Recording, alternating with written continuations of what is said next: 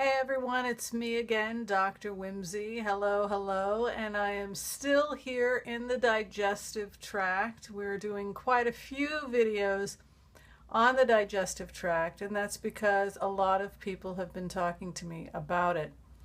As you may know, because you are watching this channel, I try to focus on healthy from 40, 50, 60 and beyond, patients 70, 80, 90.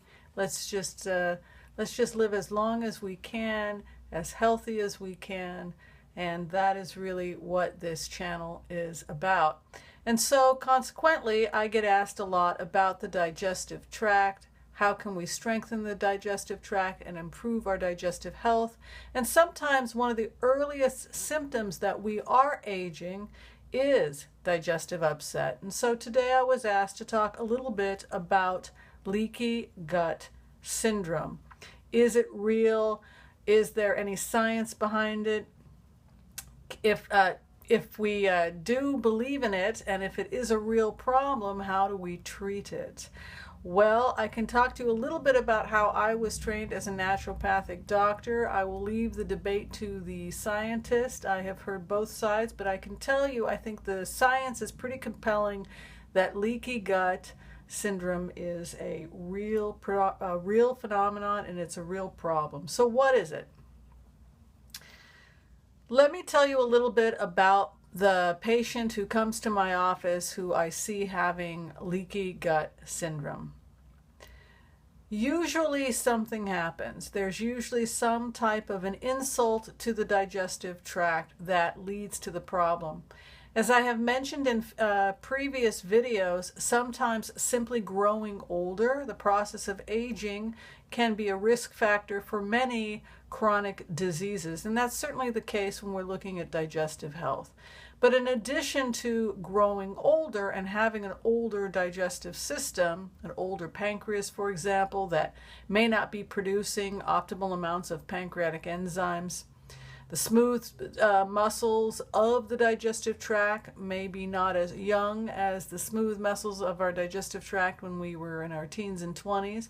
So motility may be more of a challenge than it was when we were younger. Liver, etc. Our organs are getting older. Our digestive tract is getting older. We want to take all of that into consideration. But in addition to all of that, in the older person, in the person 40 and beyond, we also will see an insult or an injury to the digestive tract. So what can cause that insult or that injury? Sometimes it can be a pharmaceutical drug like a non-steroidal anti-inflammatory, or what's sold over the counter as ibuprofen, Advil, or naproxen, Aleve. Those can cause some damage to the digestive tract.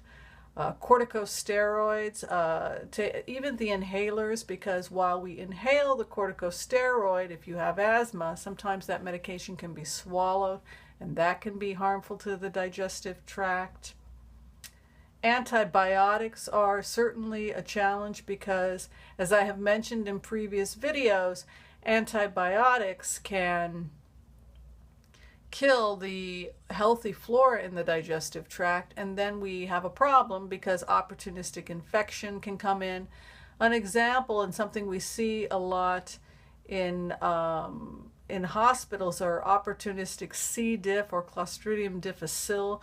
That is a normal bacteria of the digestive tract, but if you are in a hospital and you've received broad-spectrum antibiotics, you can have basically a superbug of Clostridium difficile that is not taken out. It can overtake the digestive tract, and then the patient might have chronic wasting, diarrhea, fluid loss, and it's become a major problem in many hospitals dealing with this C. diff infections that are taking place in hospital due to antibiotics.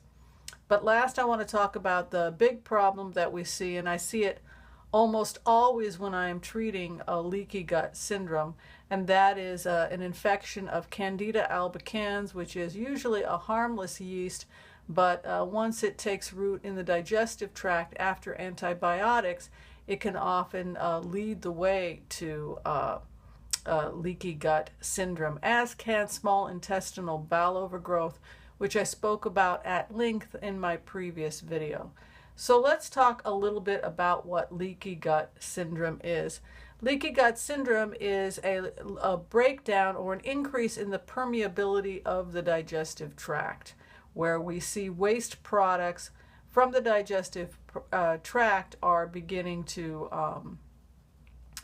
permeate through the digestive tract, and they can sometimes induce an immune response or inflammation. What are some of the signs and symptoms that you have leaky gut? Depending upon what has triggered it, if it's small intestinal bowel overgrowth, and also with candida, too much yeast, you might see gas, bloating, and upset stomach, of course. But you might also see diarrhea, a weak stomach, trouble eating certain foods.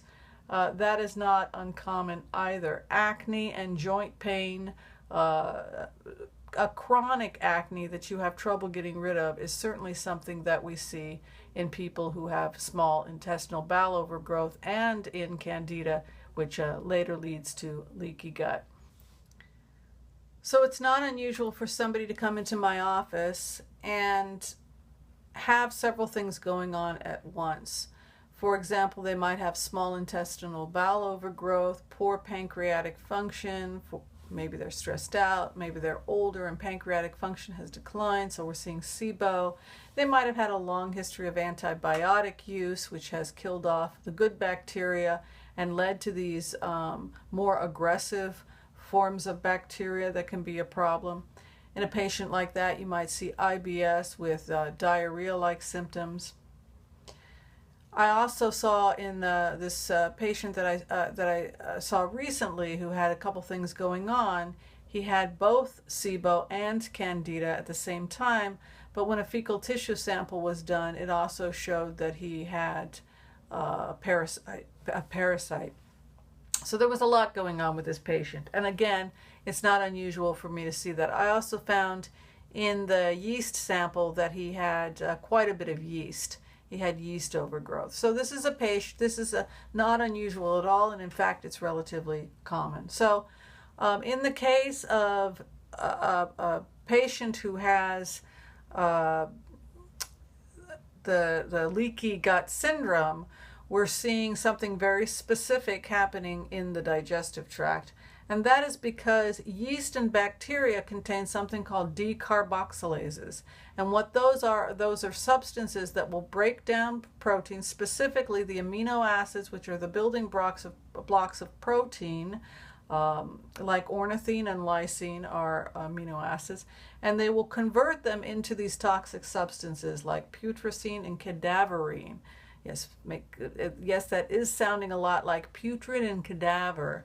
So these products are extremely toxic, and they can increase the permeability of the digestive tract, but they also are incredibly inflammatory, and that is why we will see chronic joint pain and inflammation in a patient who suffers from leaky gut. So now the question is, you've got the patient in your office, you've done the necessary testing, you've tested to find out if there's a parasite, you've tested to find out if we have small intestinal bowel overgrowth, we've tested to find out if we've got candida, what is going on with the patient, we've done a thorough intake, we found out if there were any pharmaceuticals that could have led to a problem or an aggravation. We have a pretty good idea of what's going on with the patient. What are we going to do? What I like to do is the same thing that I think most naturopathic doctors are doing, and that is I use the 4 R's, and that is remove, replace, re-inoculate, and repair. Those are the 4 R's. That is the way that we address and we treat these kinds of conditions. And the first part of that is to remove. We want to remove the things that led to this problem in the first place. If a person is taking pharmaceuticals to treat things like a mild headache or something like that, there are certainly natural products we can give that can replace those NSAIDs if that is the problem. Other pharmaceuticals, we can either reduce the medication, work with the medication, or work with the patient to try and find a way to reduce that. So we're removing we're removing the cause that may have led to the problem in the first place.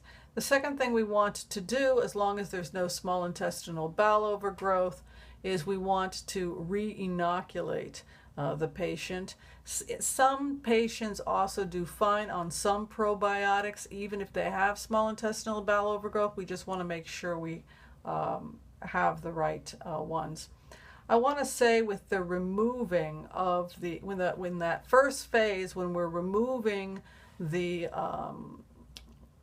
substances like anything that might be causing upset, I often will also do a food sensitivity testing, because sometimes we're also removing foods that aggravate. Some people are sensitive to gluten. Some people are sensitive to dairy. That's certainly not going to help you heal your digestion if you're eating something that's causing an upset stomach. Part of remove also is right away I want to treat for any infection I might have detected in the patient. I like to give my antimicrobials at night before bed. That is my preference. That is not necessarily what other doctors do. And there's a lot of reasons why I prefer that. Number one, if a patient takes their medicine, their antimicrobials, say a half hour, an hour before they go to bed, those medicines can work while the patient is sleeping. The patient's not going to be eating. They're not going to be doing anything that would be disrupting any antimicrobials I would be giving. So at night, I will often give antimicrobials. If it's something like SIBO, I would give berberine, oregano oil, wild garlic. Wild garlic and oregano oil, particularly if it has 70% carvacol, I have a good success with that. Kyolic garlic is a great product as well. I'm pretty impressed by a product put out by Thorne Research. It's called SF722, and it's an indocyanonic acid, and that really helps the gut, leaky gut, and it's also been found to be helpful if a person is trying to overcome a long-standing candida infection. Sometimes I do prescribe pharmaceuticals. I have prescribed nystatin, and that also can be very, very helpful. After removing the cause of the problem and treating any microbial infections by giving them medications at night, I will also put them on an intermittent fast. I want to break them for about 13 hours or more, ideally with just a small window of time when they eat. And again, I do that to give the digestive tract a break so it can get well again. And also, that's the time when they would be taking their medicines on that empty stomach. I replace. Some of the things I do during the replace is I give digestive enzymes, 1 to 2 capsules of Digest Spectrum by Enzymatica is my choice, but that's just one of the digestive enzymes that I use. Other people like Biogest by Thorne Research. There's also some great products that are being put out by companies like Integrative Therapeutics has some great products as well. I re-inoculate Saccharomyces boulardii. There's some good ones out there. Again, I like Thorne Research. And I like the high potency probiotics by Pharmax. I think Pharmax is one of the best companies out there in terms of probiotics, and I get a great result. In terms of repair for the digestive tract, I give glutamine powder by Thorne Research. I like to start that early in the morning in case it's stimulatory, as it can be for some people. I will give a capful of the glutamine first thing in the morning with a swig of water. Just put it in your mouth, swig it down on an empty stomach. I also really love bitters. I think that the art of using herbs like bitters, 3 to 4 squirts of a good bitter like Swedish bitters by Gaia Herbs is a great way to waken up and help the pancreas. I always talk to people about dental care. I always want to make sure they're chewing their food, that they are not overeating, that they're slowing down, and that they're taking their time when they eat, because that certainly can increase the challenges you might have digesting your food. Bone broth. If you are not a vegetarian, you may want to look into bone broth, because bone broth has a lot of medicinal qualities, particularly if you're trying to repair the gut, as is true for vitamin C, zinc carnosine, and as I mentioned, intermittent fasting is very important. Usually I like somebody to complete their last meal before 5, 6 o'clock at night. They're going to take their antimicrobials about 9, 10 o'clock at night and go to bed. Then in the morning they would take their glutamine powder, and then they can have their first meal. So that pretty much wraps it up. That's everything I have on leaky gut. As I said, this is usually a result of both. It can certainly happen as part of the aging process, but is often a consequence of something that the person has been exposed to that has led to an insult.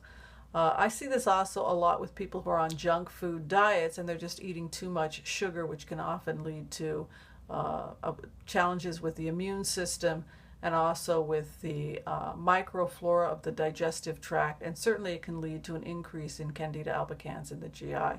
And if you're taking antibiotics, or if you've had a past history of antibiotics and corticosteroids, that certainly, both of those things can be a risk factor for leaky gut. I want to thank you for watching this video and any other of my videos you have watched. Be sure and share, like, subscribe, and tell me a little bit about your health challenge if you have leaky gut, and how have you been treating it. I would like to know. Thanks for watching and take care. Bye-bye.